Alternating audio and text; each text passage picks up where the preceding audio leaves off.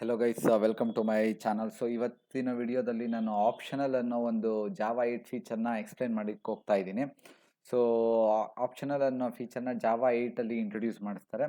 So ಈ optional ಅನ್ನೋ feature basically ಬಂದ್ಬಿಟ್ಟು ನಲ್ ಪಾಯಿಂಟರ್ ಎಕ್ಸೆಪ್ಷನ್ನ ಅವಾಯ್ಡ್ ಮಾಡೋಕ್ಕೆ ಯೂಸ್ ಮಾಡ್ತಾರೆ. ಓಕೆನಾ, ಈ ಆಪ್ಷನಲ್ಲಿಂದ ನಮ್ಮದು ಕೋಡ್ ಸೇಫರ್ ಆಗುತ್ತೆ ಮತ್ತು ಮೋರ್ ರೀಡಬಲ್ ಆಗುತ್ತೆ.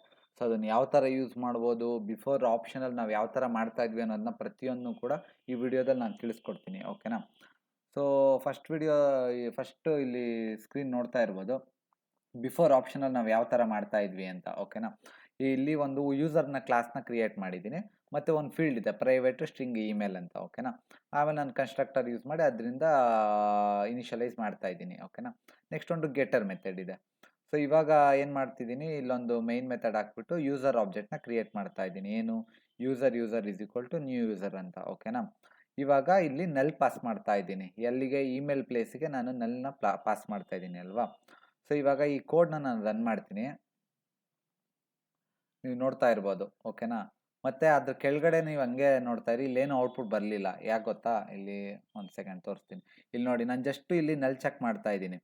If user not equal to null. ಓಕೆನಾ, ಯೂಸರು ಈ ಆಬ್ಜೆಕ್ಟ್ ಏನು ಕ್ರಿಯೇಟ್ ಮಾಡಿದೆ ಇದು ಯೂಸರ್ ನಲ್ಲಲ್ಲ, ಅಂಡ್ ಆಪ್ರೇಟರ್ ಯೂಸ್ ಮಾಡಿ ಯೂಸರ್ ಡಾಟ್ ಗೆಟ್ ಇಮೇಲ್ ಇದೆಯಲ್ಲ ಅದು ಕೂಡ ನಲ್ಲಲ್ಲ ಅಂತ ಇದು ಮಾಡಿ, ಅದಾದಮೇಲೆ ಈ ಇಫ್ ಬ್ಲಾಕ್ ಟ್ರೂ ಆದಮೇಲೆ ಈ SOP ಸ್ಟೇಟ್ಮೆಂಟ್ ಒಳಗಡೆ ಬರುತ್ತೆ. ಓಕೆನಾ, ಆವಾಗ ಯೂಸರ್ ಡಾಟ್ ಗೆಟ್ ಇಮೇಲ್. ಓಕೆನಾ, ಇಲ್ಲಿ ನಲ್ ಇದೆಯಲ್ಲ, ಸೊ ಅದಕ್ಕೆ ಯಾವುದೇ ಇಮೇಲ್ ಬರ್ತಾ ಇಲ್ಲ. ಓಕೆನಾ, ನೀವು ಇಲ್ಲಿ ಅಬ್ಸರ್ವ್ ಮಾಡ್ತಾ ಇರ್ಬೋದು, ನಾನು ಇಲ್ಲಿ ಎಷ್ಟು ನಲ್ ಚೆಕ್ ಯೂಸ್ ಮಾಡಿದ್ದೀನಿ. User not equal to null ಅಂತ ಯೂಸ್ ಮಾಡಿದ್ದೀನಿ, user dot get email not equal to null ಅಂತ ಯೂಸ್ ಮಾಡಿದ್ದೀನಿ. ನಾನು ಇಫ್ ಇನ್ ಕೇಸ್ ಯಾವ್ದಾದ್ರು ಒಂದೇ ಒಂದು ನಲ್ ಚೆಕ್ ತೆಗೆದ್ರೂ ಕೂಡ ಇಲ್ಲಿ ನಲ್ ಪಾಯಿಂಟರ್ ಬರೋ ಸಾಧ್ಯತೆ ಇದೆ. ಸಾಧ್ಯತೆ ಏನೋ ಅಲ್ಲ, ನಲ್ ಪಾಯಿಂಟರ್ ಎಕ್ಸೆಪ್ಷನ್ ಬರುತ್ತೆ. ಫಾರ್ ಎಕ್ಸಾಂಪಲ್ ನೋಡಿ, ಈ ಕೋಡ್ನ ನಾನು ಕಮೆಂಟ್ ಮಾಡ್ತಾ ಇದ್ದೀನಿ. ಓಕೆನಾ, ಕಮೆಂಟ್ ಮಾಡಿಬಿಟ್ಟು ನಾನೇನು ಮಾಡ್ತಿದ್ದೀನಿ, ಇಲ್ಲಿ ಯಾವುದೇ ನಲ್ ಚೆಕ್ ಇಲ್ಲ. ಓಕೆನಾ, just system dot out dot print ಏನು ಯೂಸರು ಡಾಟ್ ಗೆಟ್ ಇಮೇಲ್ ಲೆಂತ್ನ ನಾನು ಚೆಕ್ ಮಾಡೋಕ್ಕೆ ಹೋಗ್ತಾ ಇದ್ದೀನಿ. ಓಕೆನಾ, ಇವಾಗ ರನ್ ಮಾಡ್ತಾ ಇದ್ದೀನಿ ನೋಡಿ, ನೀವು ಇಲ್ಲಿ ನೋಡ್ತಾ ಇರ್ಬೋದು. ಎಕ್ಸೆಪ್ಷನ್ ಇನ್ ಥ್ರೆಡ್ ಮೇನ್ ಏನು ಬಂತು ಹೇಳಿ, ನಲ್ ಪಾಯಿಂಟರ್ ಎಕ್ಸೆಪ್ಷನ್ ಬಂತು. ಯಾವ ಲೈನು, ಲೈನ್ ನಂಬರ್ 18ಅಲ್ಲಿ ನಲ್ ಪಾಯಿಂಟರ್ ಎಕ್ಸೆಪ್ಷನ್ ಬರ್ತಾ ಇದೆ. ಓಕೆನಾ, ಸೊ ಇದನ್ನೇ ಕೂಡ ಇದನ್ನ ನಾವು ಅವಾಯ್ಡ್ ಮಾಡೋಕ್ಕೆ ನಾವು ಆಪ್ಷನಲ್ನ ಯೂಸ್ ಮಾಡ್ತಾ ಇರೋದು. ಓಕೆನಾ, ಸೊ ಅದನ್ನ ಯಾವ ಥರ ಯೂಸ್ ಮಾಡೋದು ಅಂತ ಹೇಳಿದ್ರೆ, ಅದಕ್ಕೆ ಬಂದ್ಬಿಟ್ಟು ನಾವು ನೆಕ್ಸ್ಟು ಆಪ್ಷನಲ್ ಅಂದರೆ ಫಸ್ಟ್ ಏನಂತ ತಿಳ್ಕೊಬೇಕು. ಓಕೆನಾ, ಆಪ್ಷನಲ್ ಅನ್ನೋದು ಒಂದು ಕಂಟೈನರ್ ಆಬ್ಜೆಕ್ಟ್. ಓಕೆನಾ, ಕಂಟೈನರ್ ಅಂತ ಹೇಳಿದ್ರೆ ಅಕ್ವೈರಿಯಮ್ ಇಲ್ವಾ, ಆ ಥರ ಕಂಟೈನರು.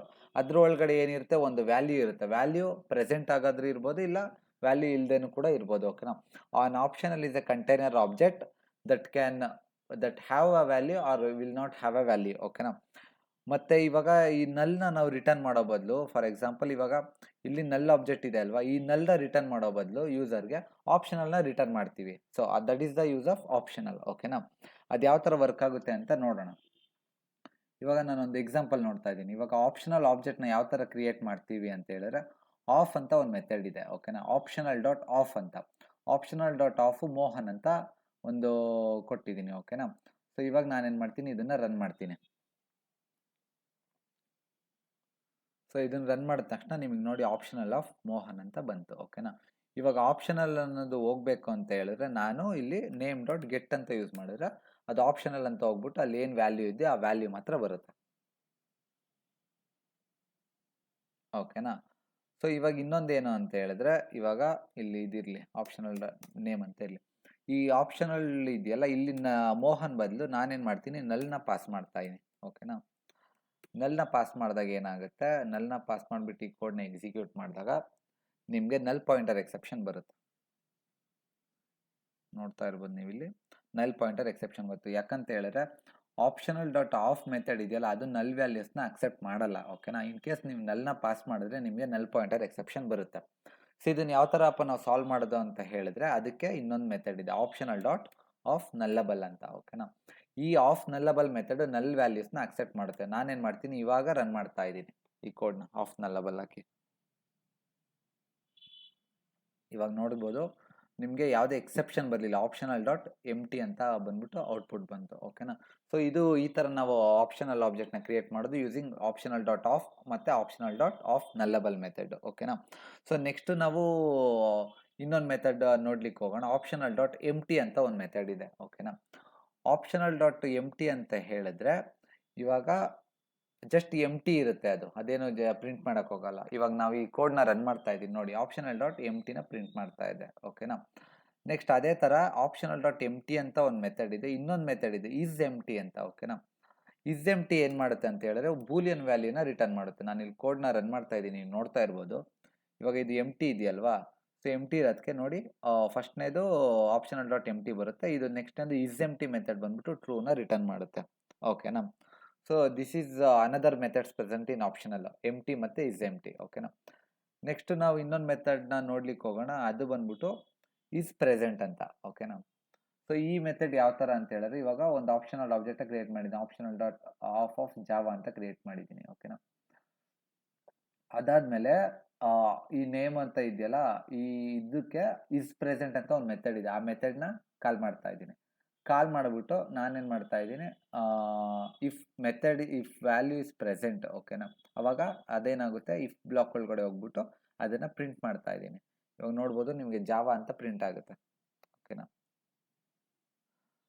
ಸೊ ಇನ್ನೊಂದೇನು ಅಂತ ಹೇಳಿದ್ರೆ, ಈ ಗೆಟ್ ಮೆಥಡ್ ಇದೆಯಲ್ಲ, ಈ get method works only if value exit. ಇವಾಗ ವ್ಯಾಲ್ಯೂ ಪ್ರೆಸೆಂಟ್ ಆಗಿದ್ರೆ ಮಾತ್ರ ಈ ಗೆಟ್ ಮೆಥಡ್ ವರ್ಕ್ ಆಗುತ್ತೆ. ಫಾರ್ ಎಕ್ಸಾಂಪಲ್ ಇಲ್ಲಿ ನೋಡಿ, ಇಲ್ಲಿ ನೇಮ್ ಇದೆ ಅಲ್ವಾ, ಈ ನೇಮ್ ಬಂದ್ಬಿಟ್ಟು ಆಪ್ಷನಲ್ ಡಾಟ್ ಎಮ್ ಟಿ ಯಾವುದೇ ಇಲ್ಲ, ನಾನು ಗೆಟ್ ಮೆಥಡ್ನ ಕಾಲ್ ಮಾಡ್ತೀನಿ.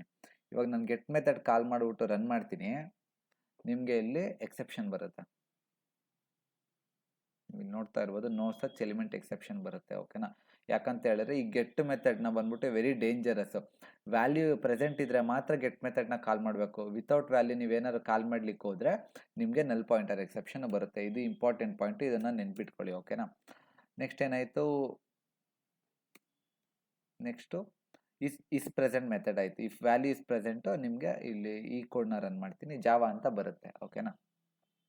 ಸೊ ಆ್ಯಕ್ಚುಲಿ ನಾವು ಇಂಡಸ್ಟ್ರಿಯಲ್ಲೆಲ್ಲ ಬಂದ್ಬಿಟ್ಟು ಇಸ್ ಪ್ರೆಸೆಂಟ್ನ ಯೂಸ್ ಮಾಡೋದ ಇಫ್ ಪ್ರೆಸೆಂಟ್ ಅಂತ ಯೂಸ್ ಮಾಡ್ತೀವಿ. ಇಫ್ ಪ್ರೆಸೆಂಟ್ ಯಾವ ಥರ ಅಂತ ಹೇಳಿದ್ರೆ ಸೇಮ್ ಅದು ಅದೇ ಥರನೇ ಇದೆ, ಬಟ್ ಏನಂತ ಹೇಳಿದ್ರೆ ನೇಮ್ ಡಾಟ್ ಇಫ್ ಪ್ರೆಸೆಂಟು, ಅದಾದಮೇಲೆ ಇದು method reference system dot out double colon print ಎಲ್ಲೇನು. ಓಕೆನಾ.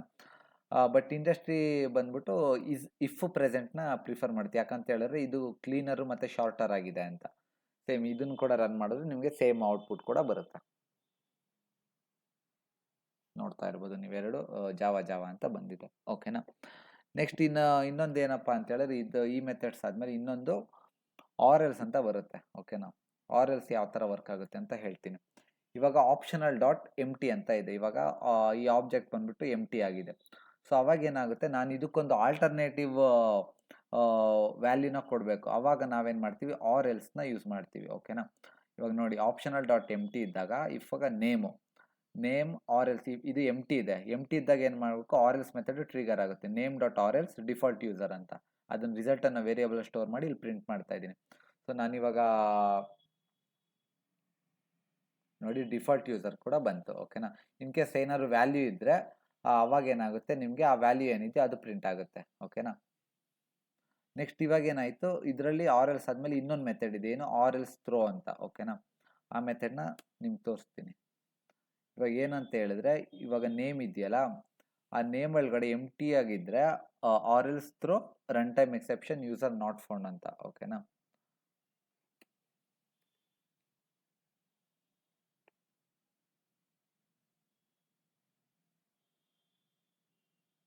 ನೋಡಿ ಇಲ್ಲಿ ಇವಾಗ ಏನಾಗಿದೆ, ಇದು ಎಮ್ ಟಿ ಆಬ್ಜೆಕ್ಟ್ ಇದೆಯಲ್ಲ, ನೇಮ್ ಡಾಟ್ ಇವಾಗ ಏನಾರು ಅದು ಎಮ್ ಟಿ ಇದ್ರೆ ಆರ್ ಎಲ್ಸ್ ಥ್ರೋ ನಾನೇನು ಮಾಡಿದ್ದೀನಿ, ಥ್ರೋ ರನ್ ಟೈಮ್ ಎಕ್ಸೆಪ್ಷನ್ ಏನು ಯೂಸರ್ ನಾಟ್ ಫೌಂಡ್ ಅಂತ. ಇಲ್ಲಿ ನೋಡಿ ನಿಮಗೂ run time exception user not found ಅಂತ ಬಂದಿದೆ. ಓಕೆನಾ. ಎಕ್ಸೆಪ್ಷನ್ ಥ್ರೋ ಮಾಡಿದೆ. So this is one more method. So ಈ ಮೆಥಡ್ ಬಗ್ಗೆನೂ ತಿಳ್ಕೊಂಡ್ರಿ ನೀವು, ಅದು ಯಾವುದು ಮತ್ತು ಆರ್ ಎಲ್ಸು ಮತ್ತು ಆರ್ ಎಲ್ಸ್ ಥ್ರೋ. ನೆಕ್ಸ್ಟ್ ನಾವು ಇದನ್ನು ರಿಯಲ್ ಟೈಮಲ್ಲಿ ಯಾವ ಥರ ಯೂಸ್ ಮಾಡ್ತೀವಿ ಅಂತ ನೋಡೋಣ. ಓಕೆನಾ. ಸೊ ರಿಯಲ್ ಟೈಮಲ್ಲಿ ಯಾವ ಥರ ಅಂತ ಹೇಳಿದ್ರೆ, for example real industry level ಅಪ್ಲಿಕೇಶನ್ಸಲ್ಲಿ ರೆಪೋಸಿಟ್ರಿ ಇರುತ್ತೆ ಗೊತ್ತಾ ನಮ್ಮದು. ಆ ರೆಪೋಸಿಟ್ರಿ ಏನಾಗುತ್ತೆ, ಆ್ಯಕ್ಚುಲಿ ಇದು ನಾನು ಜಸ್ಟ್ ಜಾವಾ ಪ್ರಾಜೆಕ್ಟ್ ಕ್ರಿಯೇಟ್ ಮಾಡಿದ್ರಿಂದ ಈ ಥರ ಮ್ಯಾನ್ಯಲ್ ಆಗಿ ಮಾಡಿದ್ದೀನಿ. ಸೊ ರಿಯಲ್ ಟೈಮಲ್ಲಿ ಹೆಂಗೆ ವರ್ಕ್ ಆಗುತ್ತೆ ನಾನು ಹೇಳ್ತೀನಿ. ಇವಾಗ ಒಂದು ರೆಪೋಸಿಟ್ರಿ ಕ್ರಿಯೇಟ್ ಮಾಡಿದ್ದೀನಿ, ಅದರಲ್ಲಿ ಒಂದು ಮೆಥಡ್ ಇದೆ, ಏನಂತ ಹೇಳಿದ್ರೆ ಫೈಂಡ್ ಬೈ ಐ ಡಿ. ಓಕೆನಾ. ಈವನ್ ಆ್ಯಕ್ಚುಲಿ ಇವಾಗ ಈ ರೆಪೋಸಿಟ್ರಿ ಜೆ ಪಿ ಐ ರೆಪೋಸಿಟ್ರಿನ ಎಕ್ಸ್ಟೆಂಡ್ ಮಾಡಿದ್ರು ಕೂಡ ಅದರಲ್ಲಿ ಕೂಡ ಫೈಂಡ್ ಬೈ ಐ ಡಿ ಅಂತ ಒಂದು ಮೆಥಡ್ ಇದೆ. ಆ ಐ ಡಿ ಕೂಡ ನಿಮ್ಗೆ ಆಪ್ಷನಲ್ ಆಬ್ಜೆಕ್ಟ್ನೇ ರಿಟರ್ನ್ ಮಾಡುತ್ತೆ. ಓಕೆನಾ. ಅದಕ್ಕೆ ನಾನು ಇದನ್ನು ಇಂಪ್ಲಿಮೆಂಟ್ ಮಾಡಿದ್ದೀನಿ. ಇವಾಗ public optional of user find by I D long I D ಓಕೆನಾ. ಈ ಸರ್ವಿಸ್ ಏನಾಗುತ್ತೆ, ಸರ್ವಿಸಿಂದ ಇದಕ್ಕೆ ಐ ಡಿನ ಕಳಿಸುತ್ತೆ ಓಕೆನಾ. ಫಾರ್ ಎಕ್ಸಾಂಪಲ್ 2 ಅಂತ ಕಳಿಸುತ್ತೆ ಅಂತ ಅನ್ಕೊಳ್ಳಿ ಓಕೆನಾ. ಇವಾಗ ಐ ಡಿ ಈಕ್ವಲ್ ಟು 1 ಓಕೆನಾ. 1 ಇದ್ದರೆ ನಿಮಗೆ ಇದು ರಿಟರ್ನ್ ಆಗುತ್ತೆ, ನ್ಯೂ ಯೂಸರು ಜಾನು ಅದೇನು ಇದೆ ಓಕೆನಾ.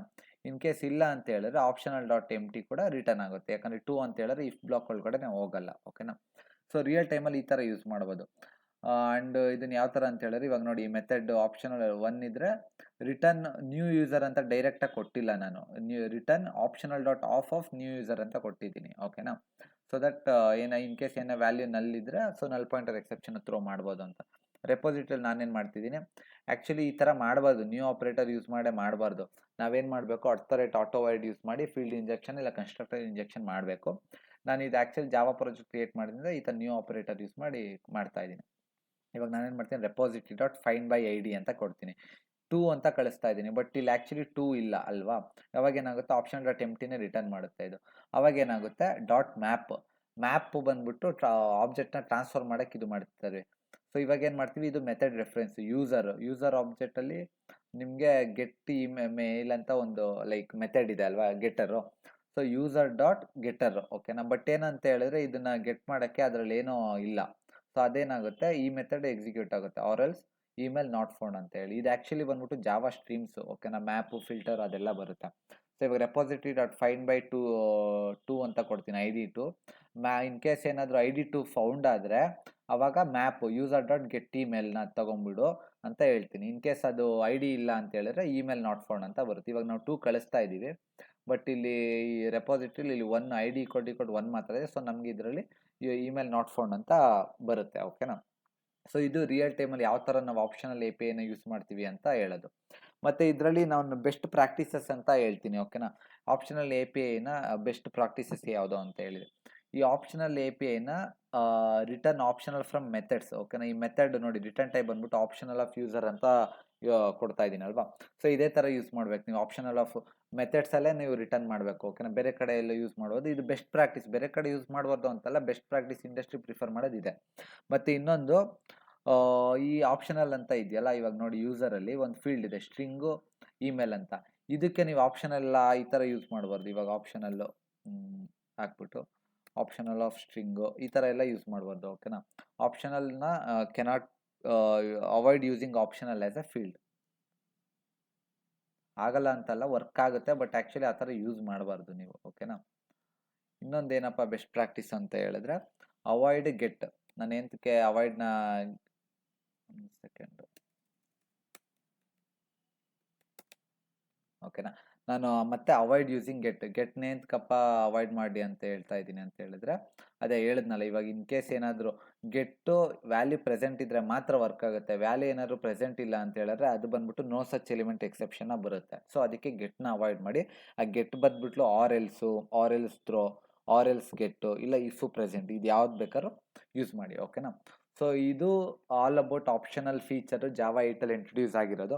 ಸೊ ನಾವು ಇವತ್ತಿನ ವಿಡಿಯೋದಲ್ಲಿ ನಾವು ಆಪ್ಷನಲ್ ಡಾಟ್ ಆಫ್ ಮೆಥಡ್ ಬಗ್ಗೆ ಕಲಿತ್ವಿ, optional dot of nullable, optional dot empty, optional then if present, is present, ಮತ್ತು or else throw, or else get. So ಎಲ್ಲ ಮೆಥಡ್ಸ್ನ ಕೂಡ ನೋಡಿದ್ವಿ, ಮತ್ತು ಯಾವ ಥರ ರಿಯಲ್ ಟೈಮಲ್ಲಿ ಕೂಡ ಇದನ್ನ ಯೂಸ್ ಮಾಡ್ತಾರೆ ಅನ್ನೋದನ್ನ ತಿಳ್ಕೊಂಡ್ವಿ ಓಕೆನಾ.